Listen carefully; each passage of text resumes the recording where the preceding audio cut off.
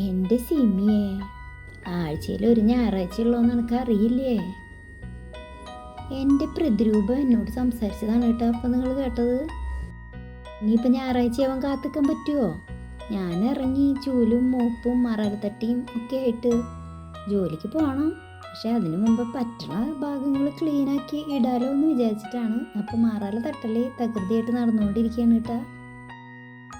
വീട് നല്ല ക്ലീനായി നല്ല ചന്തത്തിൽ കിടക്കണ ദിവസം പേരിന് പോലും ഒരാൾ ചിലപ്പോൾ വീട്ടിലേക്ക് വരില്ല കേട്ടാ.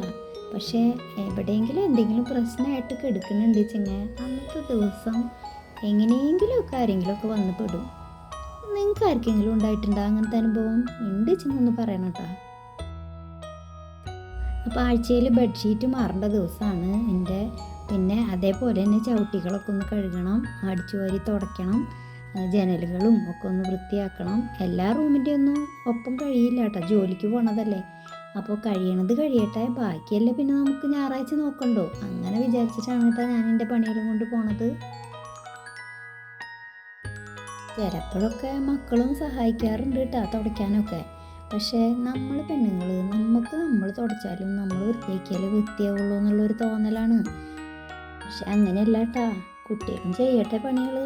അവർക്കും ഇങ്ങനെയുള്ള സാഹചര്യങ്ങൾ വരുമ്പോൾ അവർക്കും ഫുഡ് ഉണ്ടാക്കാനും ക്ലീൻ ചെയ്യാനും ഒക്കെ അവർക്കൊരു പരിചയം ഉണ്ടായിരിക്കണം. നല്ലതല്ലേ? നമ്മുടെ വീട്ടിൽ നിന്ന് തന്നെ തുടങ്ങട്ടെ ഇത്. അപ്പം ഇന്നത്തെ നേരം കഴിഞ്ഞു കൂട്ടാ. ഇനി എനിക്ക് ജോലിക്ക് പോകേണ്ട കാര്യങ്ങൾ നോക്കാനായി.